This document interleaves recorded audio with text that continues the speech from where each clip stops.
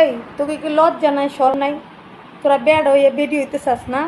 তো তোরা সার্জারি করালাস না, টুনটুনি কাটিয়া ওটা লাগালা, তাহলে ভালো হইব। আমি মাইয়া মানুষ, তোরা আমার ছবি দিয়া আমার ভিডিও দিয়া তোরা পোলাঘর থেকে টাকা খাস না? তোকে এত দরদ? এই বেয়া দেবার বাচ্চারা, তোরা আমার এত কালারিং করস কে মানুষের কাছে? তোকে কি লজ্জা সরম নাই? তোকে আল্লাহ বেড়া বানা দিছে, তোরা শ্বাস কি বেডি হইতে, তোকে কি একটু সরম নাই? লজ্জা নাই রে তোকে চোখে? তোকে বাপ মা তোকে চোখে কাজল দেয় নাই? তোকে লজ্জা সরম নাই? তোরা আমার ছবি আমার ভিডিও দিয়া তোরা মানুষের বুঝাস আমি এ কত মাসের থেকে তোরা প্রত্যেকদিন টাকা নেস, কয় হাজার টাকা লাগে তোকে? তোরা মাসে থেকে টাকা নিয়ে নি তোরা বিজনেস শুরু করছ না? আমার ভিডিও আমার ছবি দিয়া মাসে থেকে মানুষের কয়া কয়া টাকা নিতাস।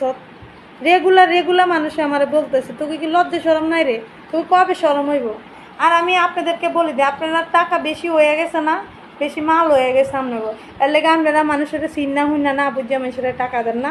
আমার টাকা দিতে হলে আমার ফেস হোক আর আমার 14 গোষ্ঠীর ফেস হোক, ওটা দেখার বিষয় না। আপনি এরকম সরাসরি আমার সাথে ভিডিও কলে কথা বলেন, অডিও কলে কথা বললে দেখবেন আমি শিওর আমি কি না জানি না হুন্না মানুষের টাকা দেন আর ধরেন আমারে না।